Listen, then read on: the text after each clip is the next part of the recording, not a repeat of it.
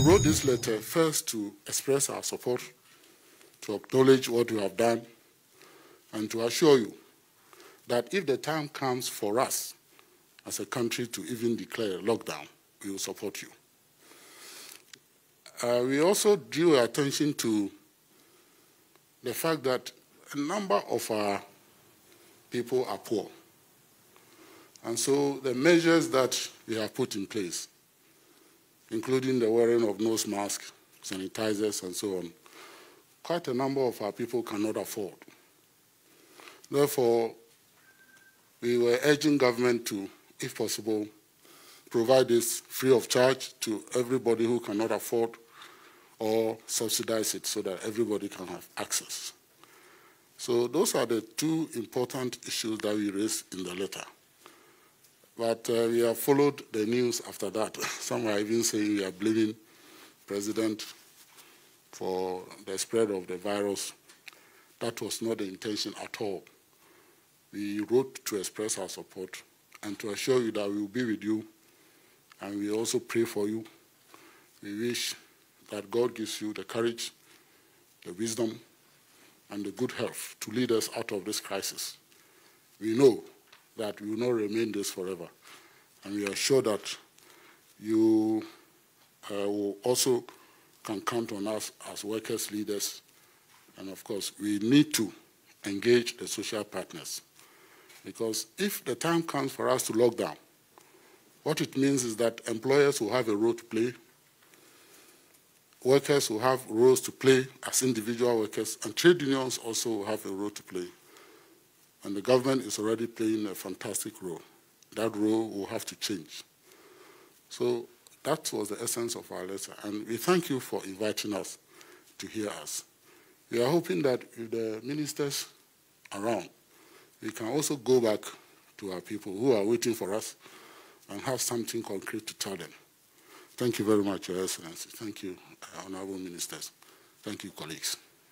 First of all, let me welcome all of you to the seat of government in our country, to Jubilee House, and to say how much I welcome this meeting.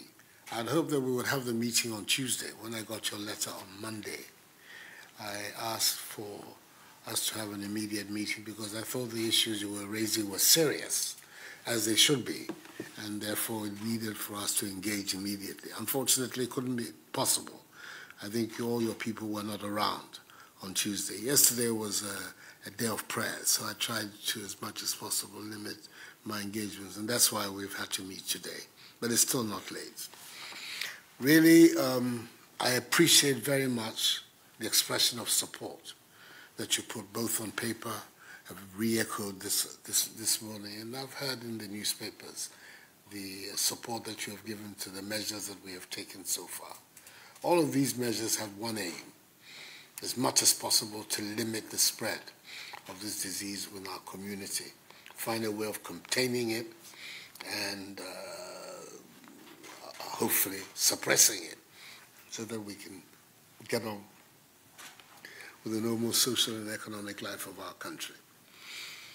We are under constant review. We're looking at measures that we have taken and constantly reviewing them to make sure that we're abreast of the issue and can provide an effective antidote. For instance, it's clear that the measure we took to close our borders, ban international travel, and in the immediate aftermath of that banning, everybody who came to Ghana had to be subjected to mandatory quarantine as well as testing. At the time, there were a lot of comments, many of them unhelpful.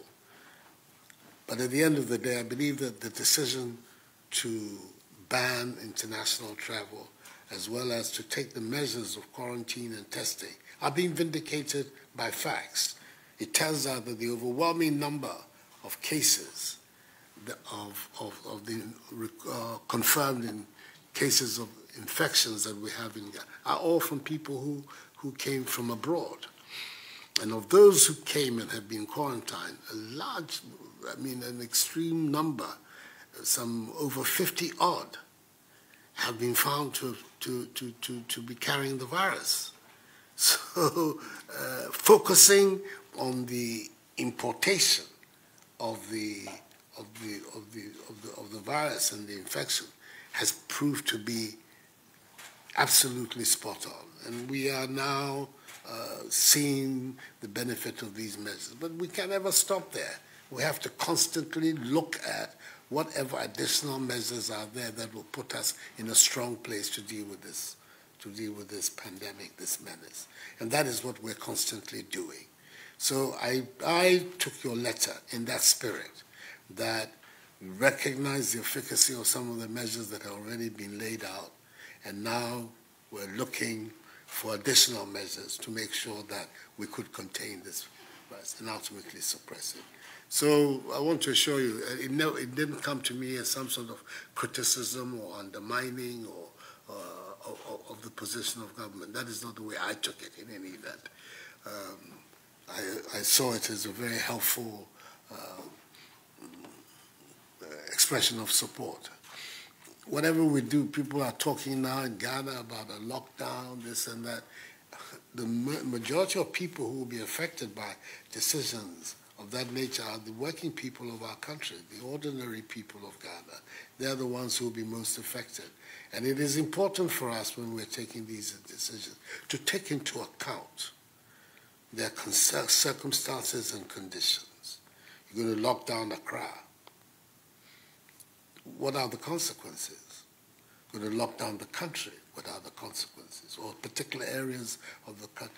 A government, a responsible government, is required to look at all the implications before decisions are made. And that is the exercise on which we're currently engaged. And I'm hoping that much sooner than later, we will come to an agreement within government of what those measures are. And then the Ghanaian people will be informed. But I want to assure you that the matters you have put on the table are matters that we are actively deliberating, considering, and that we will continue in the spirit in which we have so far taken these measures of making sure at any one stage that we are abreast of the issue and are taking measures to be able to contain it. I've indicated to the country the various main objectives of our policy and of our response. Limiting the importation. We've taken some important steps towards that objective. Trying to contain the spread of the virus. Making provisions, strengthening our capacity to care for those who are sick. Limiting as much as possible the impact on our social and economic life of the incidence of the pandemic. And then also trying to find a way to use this crisis as an opportunity to strengthen our nation. We've seen how dependent we are on foreign imports for our medicines, for the various pharmaceutical incidents that we need to have to cope with this. That shouldn't be the case. But that is the reality after so many years of, if you like, neglect. We're finding our capacity to produce things for ourselves in this crisis severely limited. What do we do? How do we overcome this limitation? It should be one of the objectives of policy at this stage, that we find a way to strengthen our domestic capacity across the board and move into a greater stage of self-reliance. These are the key parameters that are governing government response to this crisis. And it's important that we have this opportunity to exchange views and agree on some steps.